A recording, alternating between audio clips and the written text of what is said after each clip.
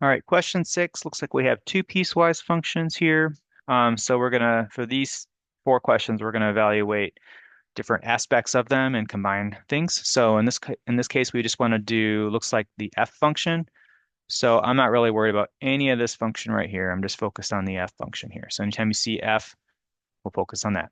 So again, we want to plug in -4, we want to plug in -10 and 0. Well, I went ahead and graphed these, and you're welcome to do that. It is a more time consuming to graph them, but you certainly can.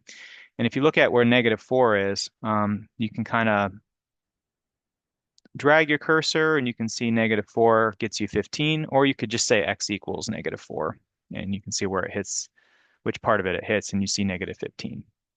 So I know that f of -4 is going to be positive 15. So now I have this 3 on the outside, and that's going to just get multiplied by that. So f of -4 is 15. How you can calculate that 15 without having to do the graph is you'll go over to your inequality and you'll find where the -4 fits. So -4 is not less than or equal to -10. In fact, -4 is between -10 and -2. So you'll plug in the -4 into your x value and you'll say -4 plus 19. And that's 19 minus 4, which is 15. So that's where the 15 comes from without having to use a graph. We'll do the same thing with the -10. So we can go through and we can look at -10. In fact, I'm going to go ahead and put x equals -10 and see where it hits. Excuse me.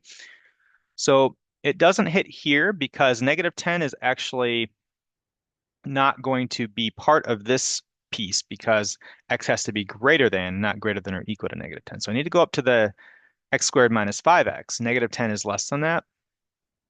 So that's way, way up here. If you scroll up, and you can see here, if I click on there, it's actually going to hit -10 at 150, believe it or not.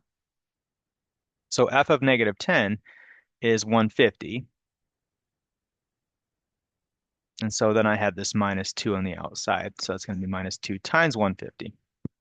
I can plug in -10 here because it's less than or equal to -10. So the way I do that, you got to be careful, is parentheses -10 squared. We always replace the x with parentheses.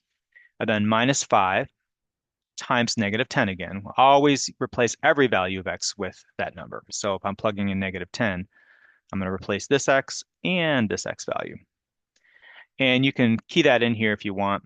Just be very careful when you do that. You'll do parentheses -10, close it up, hit that squared button, and then do -5 parentheses -10 again. And that's where the 150 becomes. And then finally, we want to do f of, it looks like 0.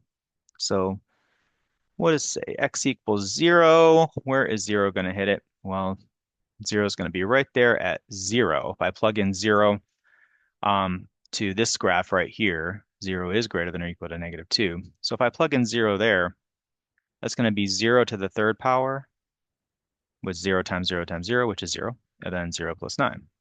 So that's going to be 0 over 9, which is 0. So 0 on top of anything is going to be 0.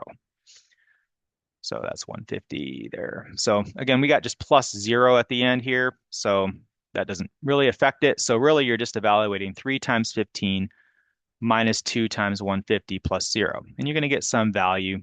And that will be your final answer for this question.